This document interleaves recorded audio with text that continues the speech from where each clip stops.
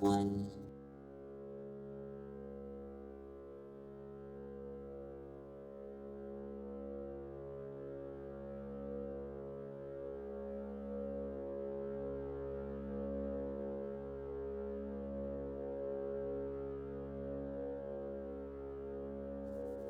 Two.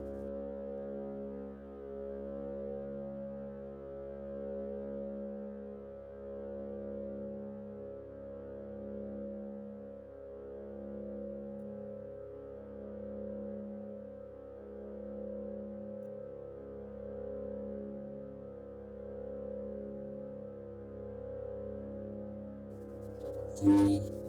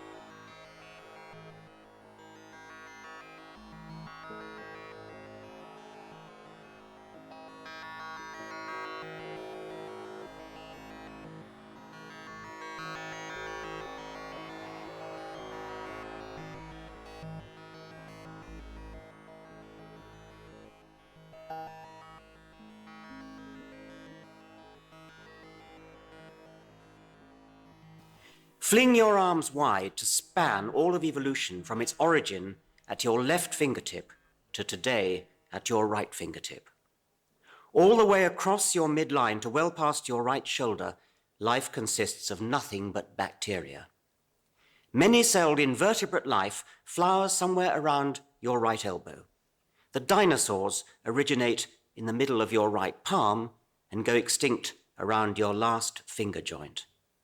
The whole story of Homo sapiens and our predecessor Homo erectus is contained in the thickness of one nail clipping. As for recorded history, as for the Sumerians, the Babylonians, the Jewish patriarchs, the legions of Rome, the Christian fathers, the dynasties of pharaohs, the laws of the Medes and Persians which never change, as for Troy and the Greeks, Helen and Achilles, and Agamemnon dead, as for Napoleon and Hitler, the Beatles and the Spice Girls, they and everyone that knew them are blown away in the dust from one light stroke of a nail file.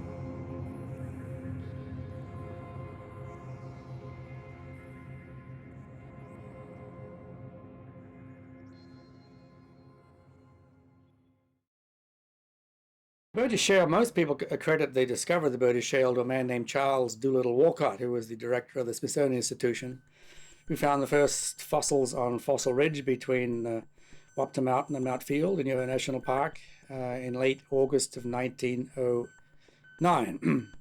But now, of course, Walcott was there for a reason, and he just didn't just wander into that part of the Rockies just for a vacation. He was there because on another mountain about 5 kilometers away, Mount Stephen, there's a famous locality called the Mount Stephen Trilobite Beds, which Walcott, as a younger man, had described some fossils from.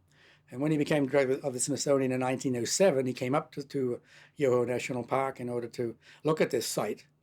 And once he got up there, then he stayed in the general area and came back year after year, mapping the Cambrian stratigraphy of the Rockies. This was actually his main reason for working up there. So now the first Burgess Shale fossils were actually found in these trilobite beds and collected in 1886 by a geologist working for the Geological Survey of Canada. But the main site was the one that Walcott discovered in 1909. Now, he came back in 1910, and for 5 seasons between 1910 and 1917, he excavated this site and collected something like 65,000 specimens, which he took back to Washington. And this formed the basis of the original descriptions of the Burgess Shale fossils done by Walcott. Now, not much happened for quite a while after that because the impression was that Walcott had done it all. And it wasn't until 1966 when the Geological Survey of Canada reopened both quarries, the ones by Walcott and the ones by the guy from Harvard. And in 66 and 67, they re-excavated these sites. And with that collection, plus the ones that Walcott had made but hadn't been studied, these were restudied by a group led by Harry Whittington of Cambridge University. And then sort of the new understanding of Burgess Shale fossils came as a direct result of these studies by Harry Whittington, 2 of his students in particular, Simon Conway Morris and Derek Briggs. With these redescriptions, it was discovered that the Burgess Shale fossils were a lot quite different to what Walcott had said. Walcott had described them as being members of animal groups alive today, and his interpretation then was that the Burgess Shale animals living in the sea 500 million years ago were very much like what you see in the oceans today, with the exception there weren't any fishes or anything like that. Now, what Whittington's group did when they looked at these more closely was to realize that many of these could not be classified in animal groups alive today. So they came out with the idea that many of these belong to animal groups which had since become extinct in the last 500 million years. This story was picked up by Stephen Jay Gould at Harvard, who wrote up a bestseller called, what was it? It's a Wonderful, Wonderful Life, The Burgess Shale and the Nature of History, published in 1989, where he suggested that what this showed was that the effects of contingency or mass extinction had been so much more drastic than anybody had thought, that the possibility even of humans surviving was really just a matter of luck. Time is the accident to end. Start all accidents. The electrotextual, now and an interoperability of real and virtual worlds. The sun speaks to me here. The words punctuated by the most dust speak sweet nothings. They are a group of naturalists walking on a path up towards the Burgess Shales in Yoho National Park, British Columbia, Canada. The new pilgrimage site of chance as certainty as life and evolution itself. Chance supposes recognition. Chance supposes someone to see it smile. Chance must properly suppose itself. Though said to be blind, chance is unalloyed seeing, well, rounded taut as a moon. Here are these mountains printed in rock. Chance has slept for some 550 million years. Or no, it is rather this year, one of the beginnings of chance.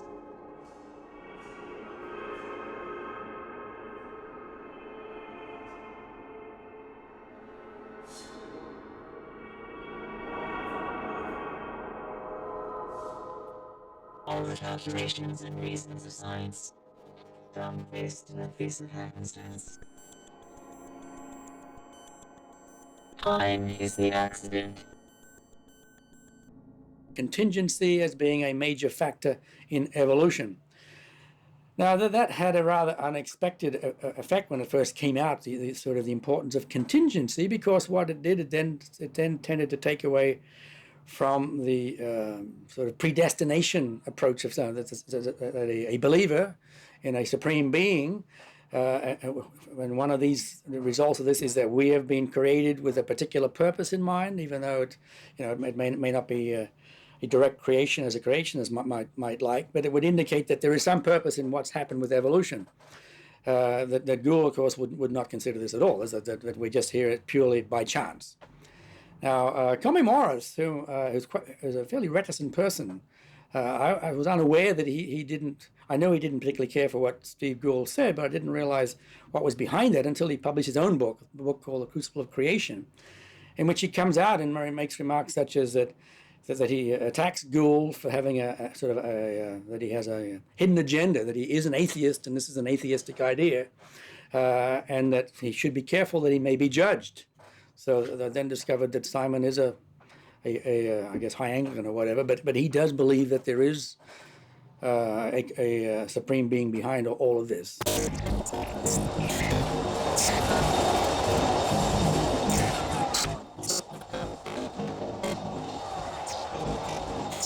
There was no inevitability to our past, nor is there an inevitability to our future.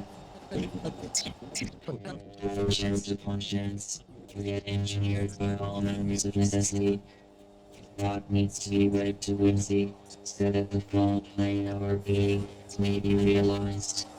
Darwin, in his Origin of Species, talked about that this was a gradual process. Life evolved very slowly with these gradual, sort of very microscopic steps through time, and it was a sort of a slow, step-by-step process.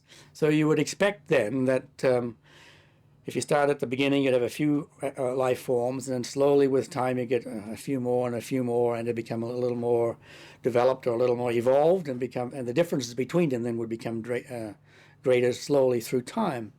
So you would expect to find in the fossil record then appearance of something early on, and then slowly more and more things would appear. Now, one of the problems with the fossil record is that fossils really don't appear in any number at all until about 500 million years ago, or 543 if you're going to be precise nowadays, at the beginning of what's called the Cambrian period. In the Cambrian explosion, there was a unique occurrence in the history of the world, in that in the Cambrian, all life was in the oceans. There was no life on land at that time. And of course, the oceans, as we have today, the oceans were all over the world. There was a tremendous area of seawater into which these animals could evolve into. Now, so where it first happened, sort of the world was their oyster, or in this case, the world was their oceans, and they could then spread out. In Darwin's time, there was no evidence of any fossils before that. So how it come that they appeared suddenly? And Darwin had great difficulty in explaining this, so he said, well, this must be because the fossil record before that just is bad. It's very poor, and the animals didn't leave any remains before that. Now, what Walcott demonstrated by finding these fossils in the Cambrian, from the Burgess Shale, was that since every animal group was present on Earth, the ones you see today, plus we now know probably some which have since become extinct, and the suggestion then is that these appeared quite suddenly. They all appeared in over a very short period of time, so that Darwin's idea of gradual change just isn't supported by what we find in the Burgess Shale. And I think what we can see now, and this has been confirmed now by other fossil finds around the world since then, is that life seems to evolve not steadily, but in a series of short, intermittent jumps. For instance, the ones which produce the Burgess Shale animals, it's an event called the Cambrian explosion of life. What might have caused the first one? Well, there's some suggestions have been that the amount of oxygen in the atmosphere crossed a threshold. That's the one that is a very hot topic right now, that developmental biology, which of course is where we're looking at embryos and seeing how they evolve. And as you try, and if you get into molecular biology, working with DNA and the various other ones to see and based on process called electrophoresis, where you can compare the organic molecules in tissues that for instance, like we are supposedly very closely related to gorillas, right? So our tissues are very similar to the tissues that you get in gorillas. And now compare that to a mollusk. We're quite different to a mollusk. The electrophoresis, it's a particular process which demonstrates how different the molecules are in our tissues. So you can extrapolate then back that the greater the difference, the longer the time it's taken to become different.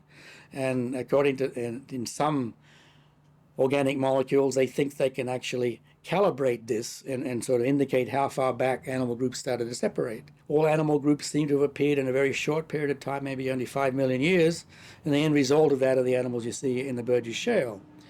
There is now a second Burgess Shale that's been found in China, which is about 15 million years older, has many of the same animals, which is telling us that all this evolution occurred before that. So probably between about 525 and 520 million years ago was the last pulse of this Cambrian explosion. And the Chinese ones show that by about 520 million years ago, essentially all animal groups were present on Earth. And that didn't change very much. For the next 15 million years to the time of the Burgess Shale, the animals look almost exactly the same. So what the two fossil discoveries show up, the one in China at 520 million and the one in the Burgess Shale at 505 million, is that life evolved very quickly in the Cambrian explosion, and then there was a long period, 15, 20 million years of very little change at all before the next evolutionary burst. The genetic book of the dead. I think you can imagine the way it goes. Natural selection favors those individuals whose genes equip them to survive, reproduce, and pass those genes on to the future. This means that the genes of a modern animal must be a kind of coded description of the environments in which its ancestors survived. And this must include ancient environments as well as more recent ones. The genetic book of the dead is a palimpsest. It is the gene pool of the species as a whole, which becomes carved to fit the environments that its ancestors have encountered. Which is why I said that the species is a statistical averaging device. It is in this indirect sense that our DNA is a coded description of the worlds in which our ancestors survived. And isn't it an arresting thought? We are digital archives of the African Pliocene, even of Devonian seas, walking repositories of wisdom out of the old days. There is a certain pattern to this in the sense that there is increasing cooperation through time. It is now widely accepted that the mitochondria, along with other vitally necessary structures within cells, not only resemble bacteria, they are directly descended from ancestral bacteria who, 1 billion years ago, gave up their freedom. Each one of us is a city of cells, and each cell a town of bacteria. You are a gigantic megalopolis of bacteria. That you start off with single-celled, non-nucleated organisms, bacteria and so on, and then somehow you had ingestion of things producing chloroplasts and that sort of stuff to ultimately produce a nucleated cell, and this of course is obligate. These organisms were taken in and then were sort of became part of a larger organism, and they didn't have any say in leaving it or whatever. We became part of this, and then single cells organisms started cooperating, and you get the multi-celled organism, which is an animal, if it's eating food and whatever. And again, these are obligate. These cells get together to become organs of a larger individual, and they have no say, and they obviously function within their organic role, but they still are part of a larger thing that they can't leave. And now we are individuals, a part of a larger group, which is our society.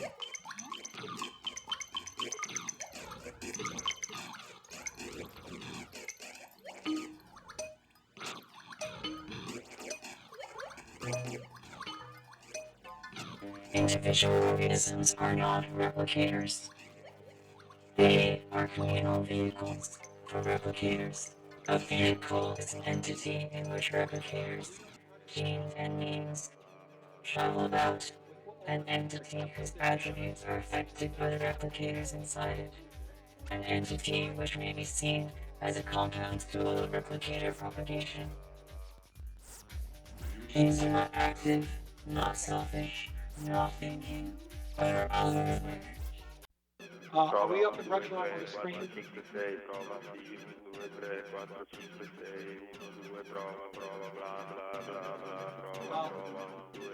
Are we up and running on the screen? Okay, with what we're working here, can you take this down? I just want plain data. What is the noise? Maybe that's their answer to it. Making babies without sperm won't happen for a while yet. First, the mice have to deliver their embryos to term, and they have to deliver very healthy babies. That could take more than a year. After that, the human trials would begin, along with a much more serious debate over who should be allowed to make babies without a man's contribution. The automation of reproductive and sexual functions ensures the sexual stimulation, delivery, and freedom at the electronic workplace. The messages they want to give in what looks like plain English. Making babies without sperm won't happen for a while yet. First, the mice have to deliver their embryos to term. The babies are normal, absolutely normal. And then, no one realized looking at it that it was a code for something else. Hello, I'm your dream darling. Do you want to play? Hola. I'm afraid I can't do that. Allora, il tuo computer. So I know this story that would qualify for the Darwin Awards, if you ask me, but it's a story about a man in the zoo, and he stands in front of, hey, I think the lights are back on. Okay.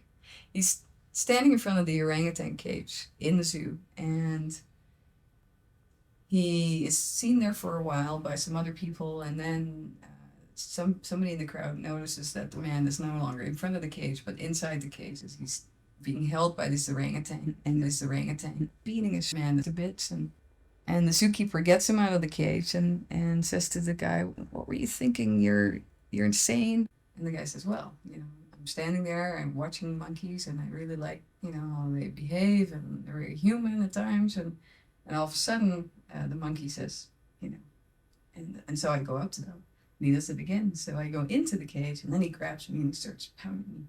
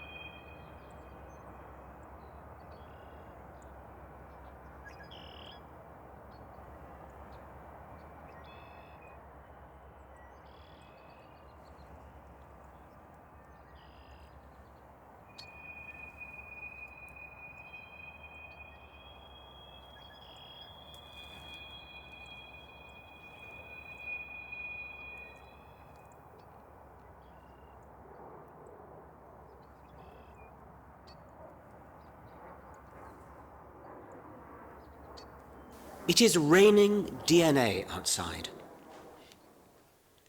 On the bank of the Oxford Canal at the bottom of my garden is a large willow tree, and it is pumping downy seeds into the air. There is no consistent air movement, and the seeds are drifting outwards in all directions from the tree. Up and down the canal, as far as my binoculars can reach, the water is white with floating cottony flecks, and we can be sure that they've carpeted the ground to much the same radius in other directions too. The cotton wool is mostly made of cellulose, and it dwarfs the tiny capsule that contains the DNA, the genetic information. The DNA content must be a small proportion of the total, so why did I say that it was raining DNA rather than cellulose? The answer is that it is the DNA that matters. The cellulose fluff, although more bulky, is just a parachute to be discarded. The whole performance, cotton wool, catkins, tree and all, is in aid of one thing and one thing only, the spreading of DNA around the countryside. Not just any DNA, but DNA whose coded characters spell out specific instructions for building willow trees that will shed a new generation of downy seeds. Those fluffy specks are, literally, spreading instructions for making themselves. They are there because their ancestors succeeded in doing the same. It is raining instructions out there. It's raining programs. It's raining tree-growing, fluff-spreading algorithms. That is not a metaphor. It is the plain truth. It couldn't be any plainer if it were raining floppy disks.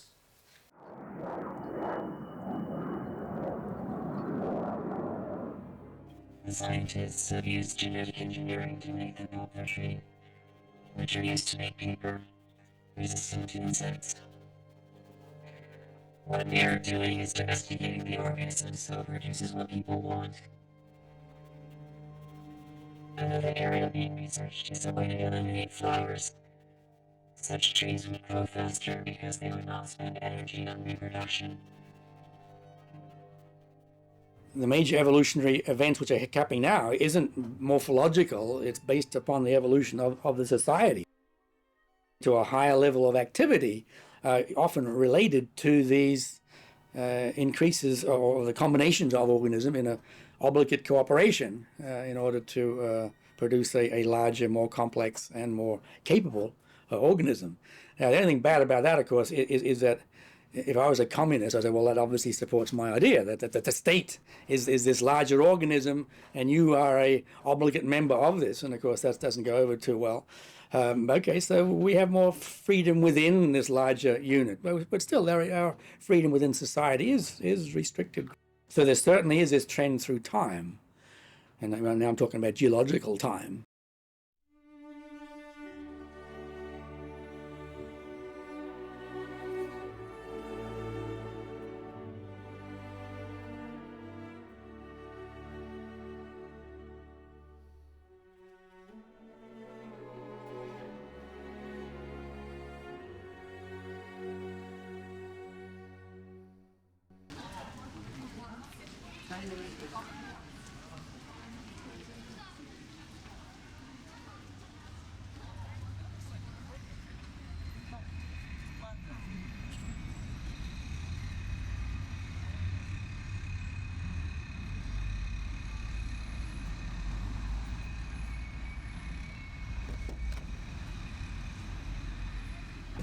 And my complaints that I make to you during this ride and that I make to my uncles and neighbors and friends, they're not based on my bitterness about my life. Hey, look, everybody has ups and downs in life. Everybody gets hurt. You have more money, less money, you get laid, you don't get laid, you're moody, whatever. I never really suffered a day in my life.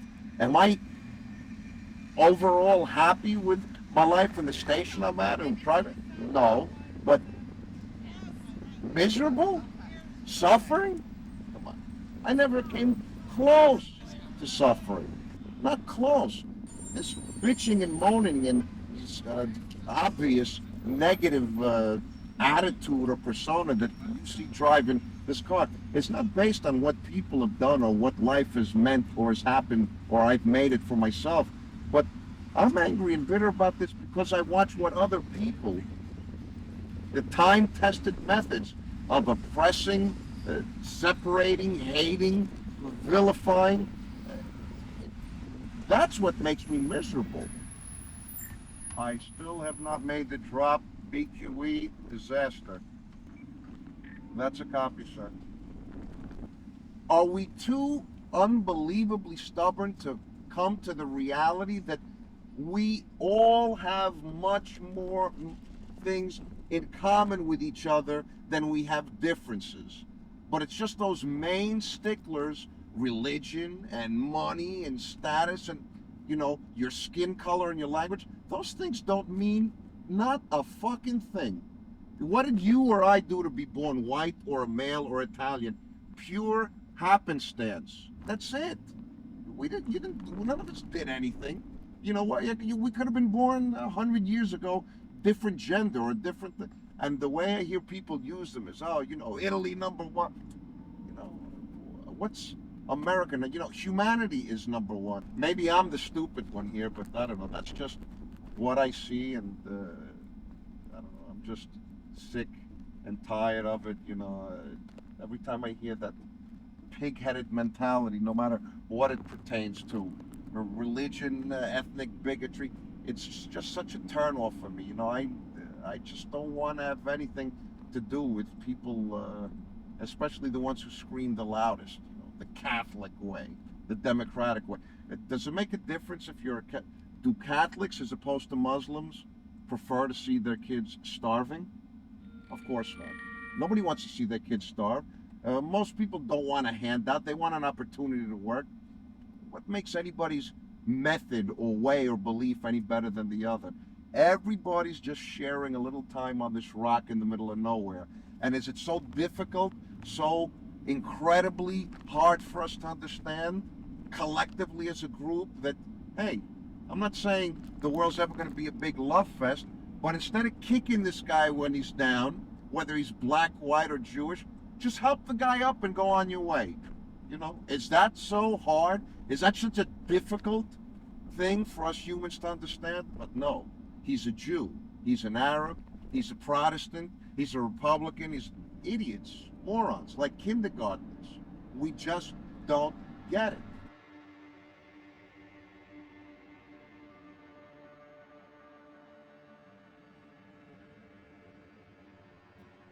Natural selection equals information filtration system. Thus, life and replication inherent in crystalline matter. From silica, from clay, from the direction of the wind, and the forces of a world in motion and dynamics and chance. Existence, reproduction, modification, existence, reproduction. That about sums it up. A big oxtail was formed.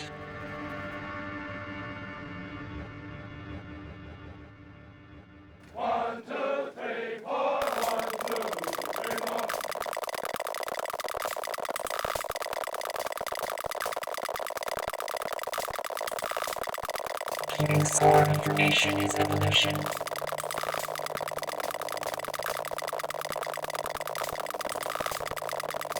The arrogance of an answer compared to the beauty of the process.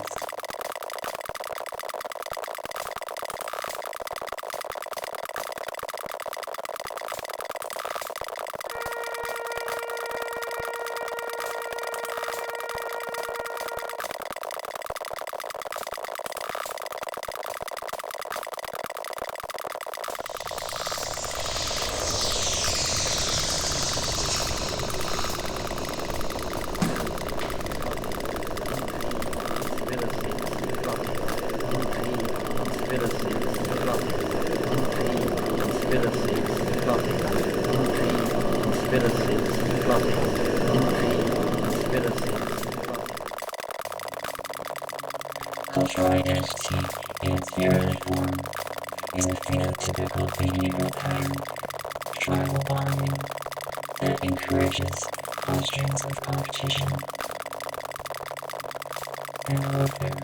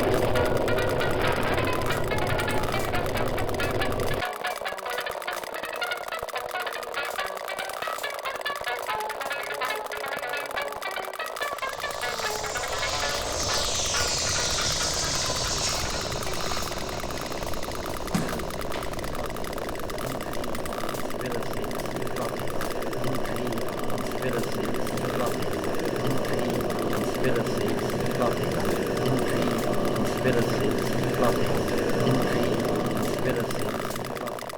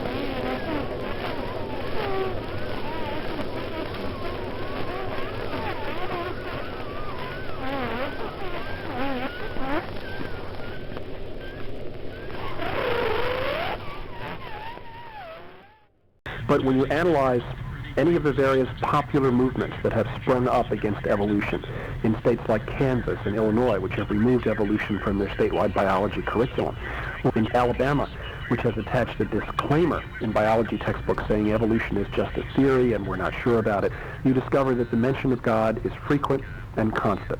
And their main concern about evolution is not that it's scientifically incorrect, not that there are certain things in biology that it cannot explain. Their main concern about evolution is that it is inherently anti-religious, anti-God, and represents a threat.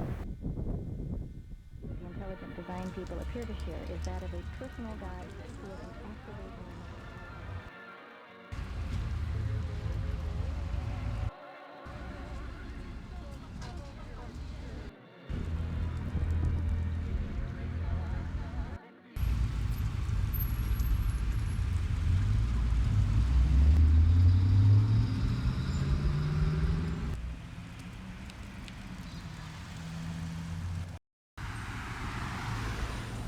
The Tyrrell Museum of Paleontology, located in Dinosaur Valley, Alberta, has 35 complete dinosaur skeletons on display, the largest such assemblage in the world. Massive extinctions have occurred at least 5 times during the Earth's history. The last was about 65 million years ago. The KT extinction wiped out about 85% of all species. The dinosaurs were not the only victims. We are now in the opening phase of a new massive extinction. This is planet Earth. In the past few years, we have traveled into space far enough to look back at this giant sphere. And we now call it the blue-green planet. One day we may find life in some form on another heavenly body. But right now, Earth is the only home for life as we know it. Earth is a ball about 8,000 miles or 13,000 kilometers in diameter. This is planet Earth.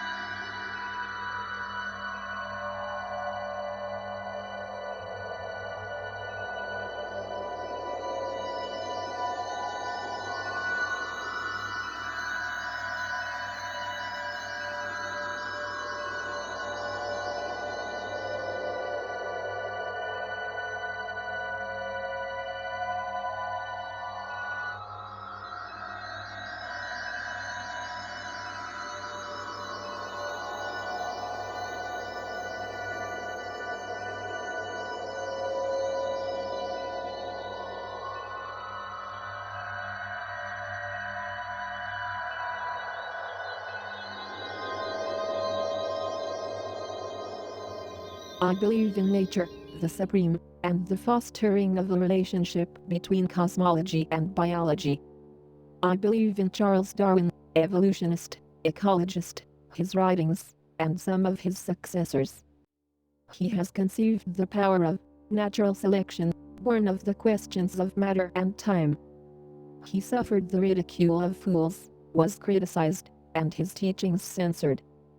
He descended to the dead, and Kansas and Texas. On the third day he rose again. He ascended via genetics, and is seated at the right of big science.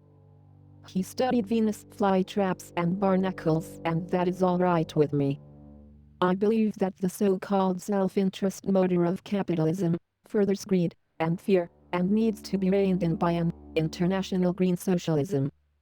I believe in a diversity of discourse but an end to tribalisms, maintenance of the wholly sound communion of ecology, and also the advancement of genetic research. Amen.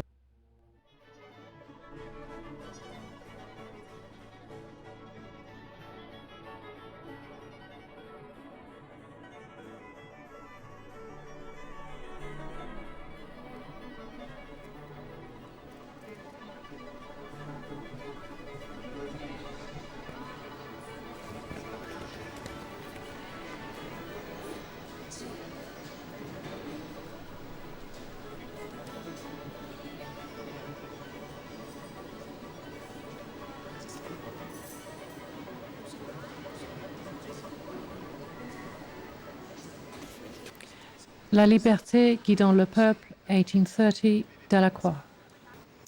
Cultural evolution in action facing the death of authority. The only authority, a storm cloud of people. All that look, look in apprehension. The pure question of what lies ahead. Now liberty in a social, global world machine, ordered by science, not understood. Hardly portrayed. Hidden in the genome a fully eugenic certainty. The new superior human, not a fabricant's of flag or a prevision of Marx, neither of money and an invisible hand, but the efficient rendering of molecular code.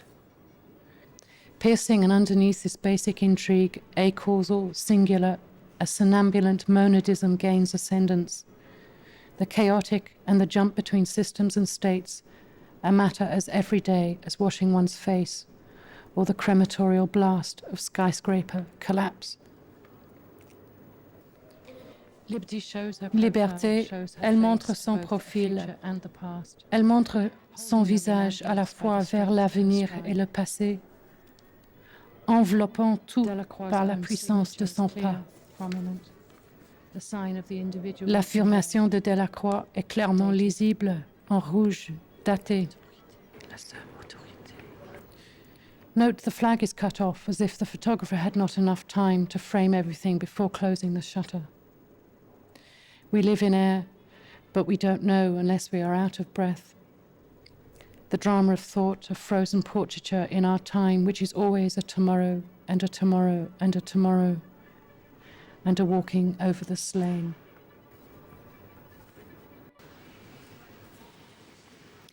Humans are preliminary and always imitators.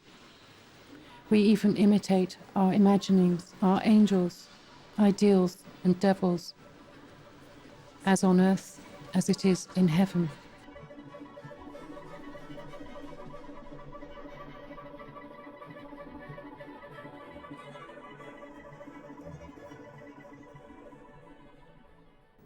This is what activates the possibility of cultural and now biological evolution. This is what allows us to evolve beyond our own nature. For our nature is a layer of paint, an artist's imaginary within imposed constraints. Maybe what the forces of liberty and her comrades confront is the people, their ever-advancing children, these museum goers. But the horror of the faces in the painting is that of looking into a mirror and seeing one's own face, but not of recognizing it.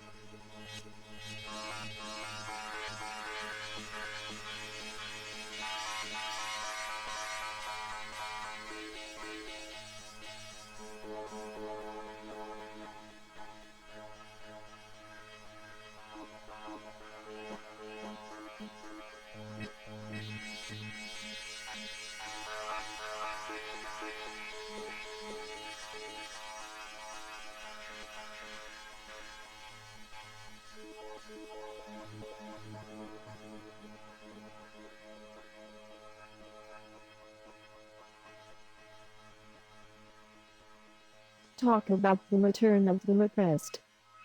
Eugenics, yes, it is eugenics. Though Darwin was a staunch abolitionist, commenting that the carnage of the U.S. Civil War was worth the price if it ended slavery, he also believed that competition was not between individuals so much as it was between groups, nations, and races. Darwin's principal European disciple, Ernst Haeckel of Jena, Germany, his writings on evolution and social and philosophical issues, has currently been argued as highly influential on the rise of fascism in France, Italy, and Germany. The argument goes something like this. Haeckel spoke out against the conservatism and reactionary aspects of Judeo-Christian tradition and proposed a complete, scientific redemption of humankind. This radicalism trashed the past, and it is said, created a space for fascistic thought. Haeckel's books became gospel, inspiring new theological inquiries of the relationship between nature and the cosmological. Haeckel is the artist of the imagery you are now seeing. On the continent, Haeckel's unchallenged, scientific reputation often eclipsed that of Darwin himself. Haeckel was a tireless worker, professor, writer, polemicist, a gifted artist. The early Darwinist challenged all the old certainties, rules which had been accepted for centuries. Maybe like Darwin himself, who found it emotionally so hard to stomach and vomited up his meals. Civilization has not yet developed, not yet adapted, not yet evolved into a social that can safely embrace the ramifications of evolution. Our culture is a culture of belief in evildoers and infidels, of infomercials and the reduction plant of propagandistic ineptitudes. Anachronisms upon anachronisms upon anachronisms, still fighting because of religious stupidity and tribal bonds.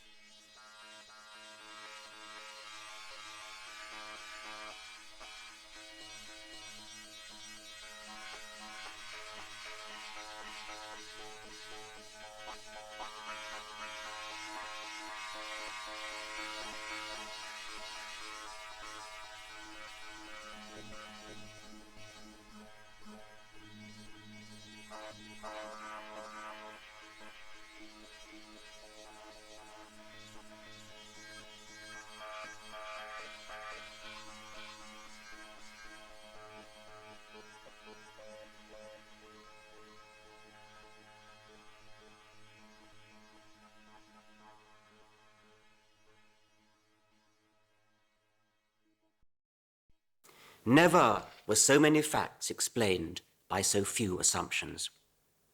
Not only does the Darwinian theory command superabundant power to explain, its economy in doing so has a sinewy elegance, a poetic beauty which outclasses even the most haunting of the world's origin myths. There is more poetry in mitochondrial Eve than in her mythological namesake. Darwin was a beautiful man. See? Maybe because so honest, so animal, so pained, knowing. Ape. He said, my theory will transform the whole of metaphysics. He said all of nature was netted together, and spent his final years studying the proclivities of earthworms. On hearing the critic, that man was as different from a chimpanzee as the ape was from a platypus. Darwin wrote, I cannot swallow man being that distinct from a chimpanzee.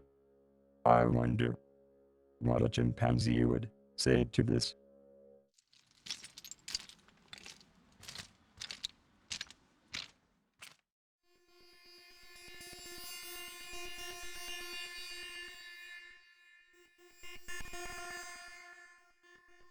Charles Darwin, 1872.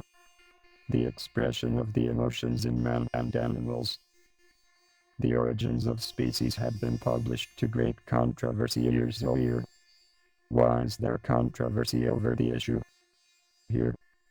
the pictures, the expression of the emotions in man and animals, was one of the first photographically illustrated scientific books published.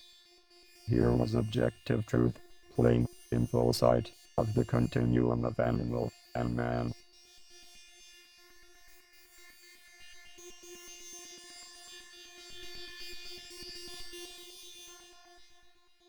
Writing 18 years before the publication of Darwin's illustrated book, Kierkegaard said, "With the daguerreotype everyone will be able to have their portrait taken, and at the same time everything is being done to make us all look exactly the same, so that we shall only need one portrait."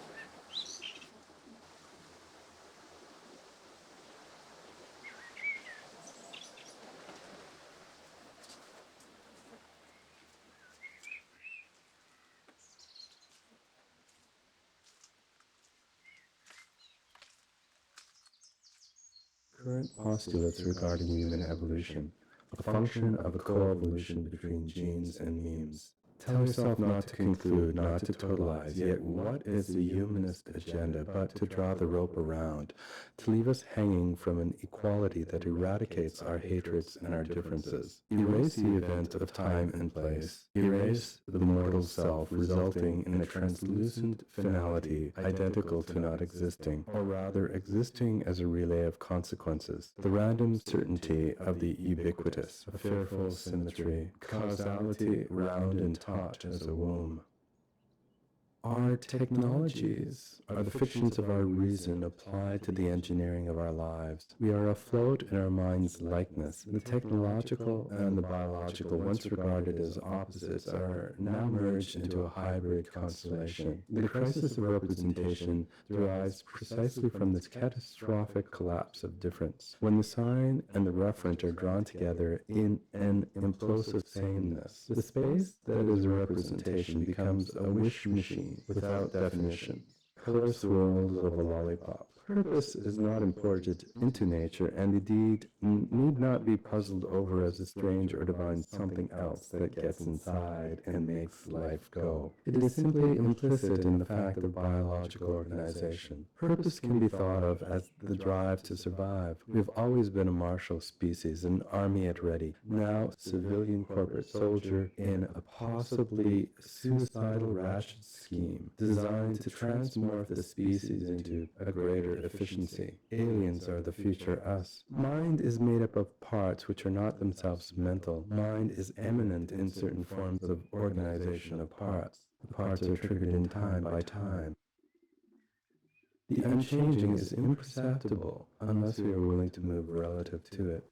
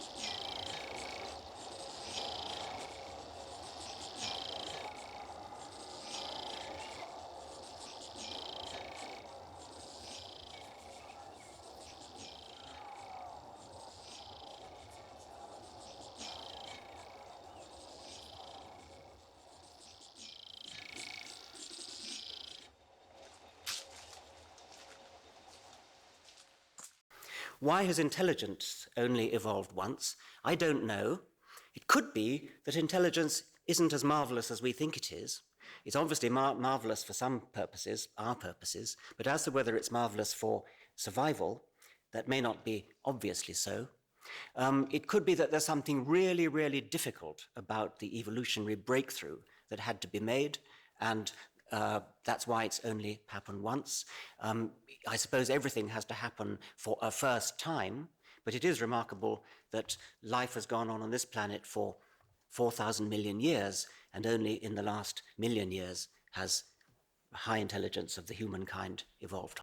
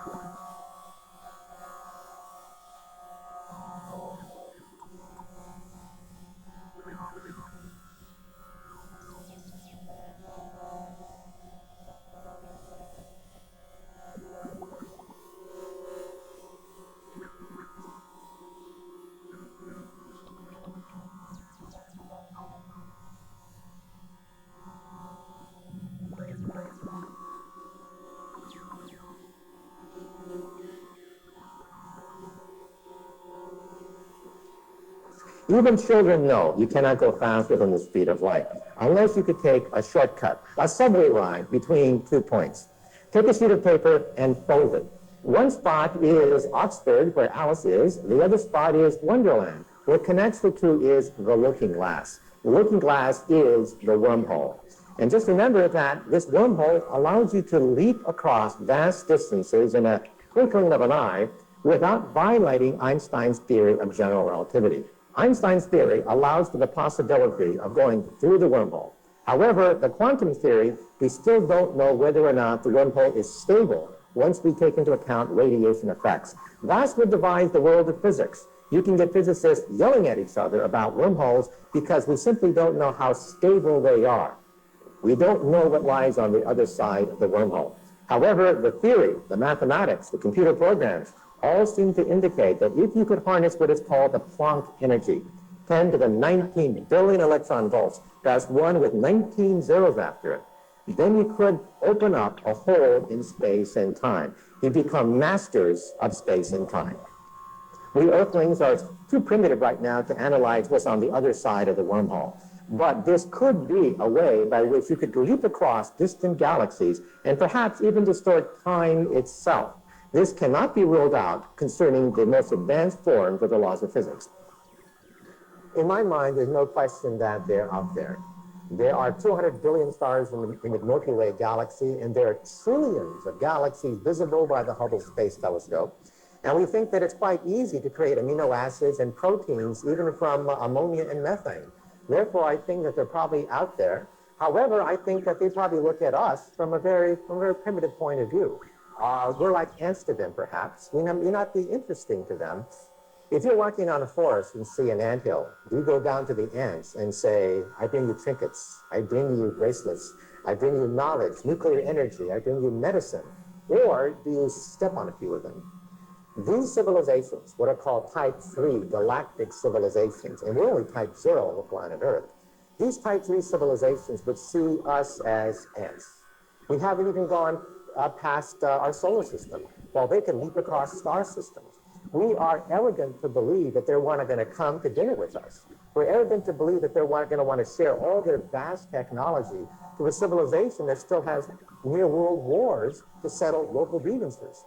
That's why if I was an alien from an advanced civilization, I would say, leave them alone for a few thousand years. Maybe play with them, but let's not make contact with them.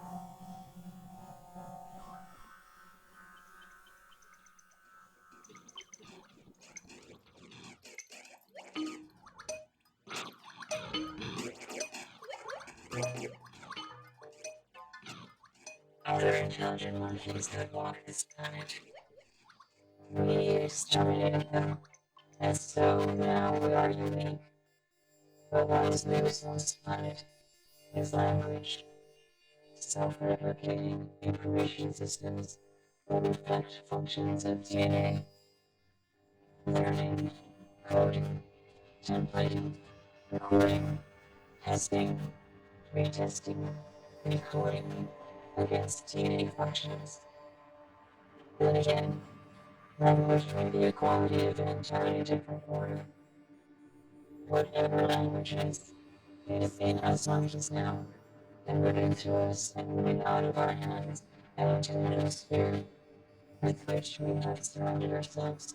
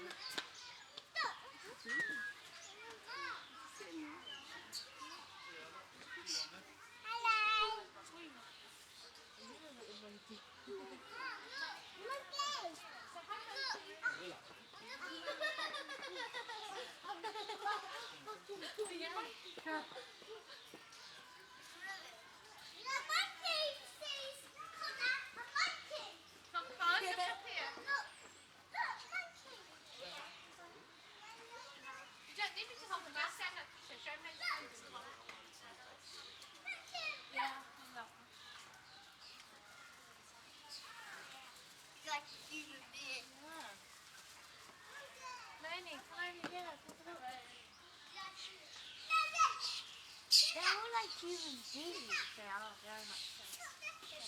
And then the little.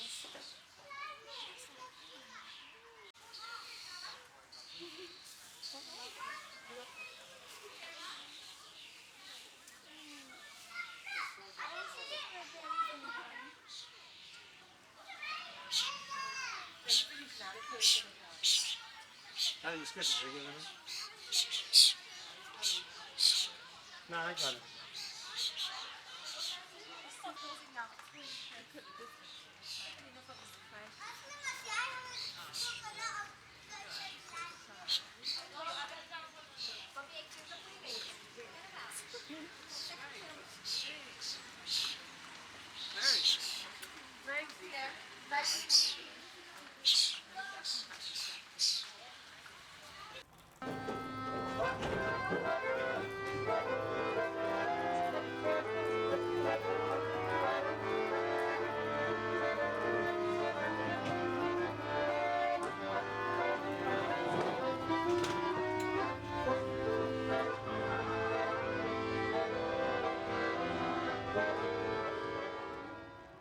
Further, I am too much of a skeptic to deny the possibility of anything.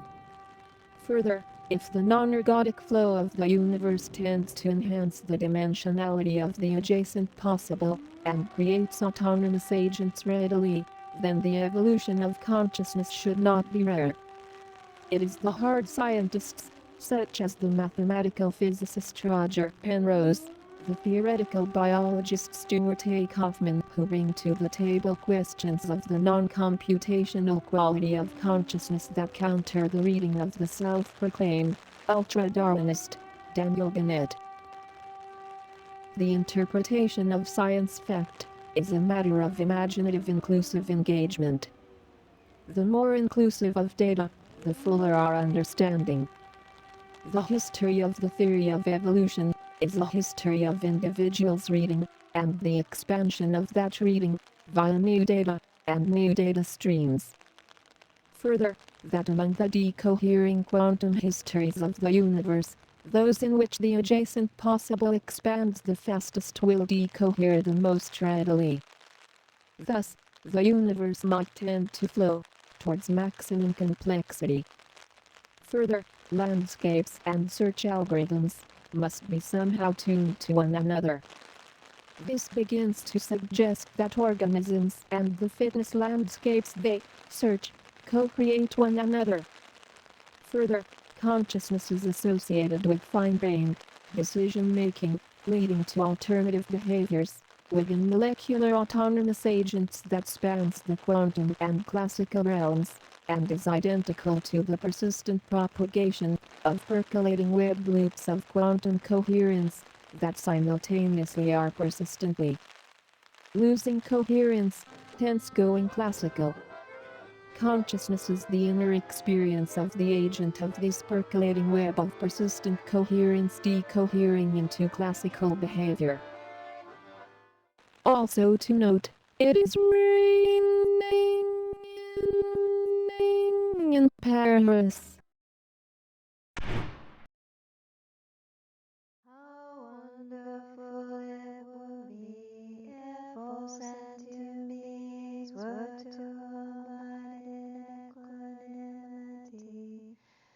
Free of attachment and hatred, may they abide in equanimity. I wish they bless me to be able to do this. How wonderful it would be if all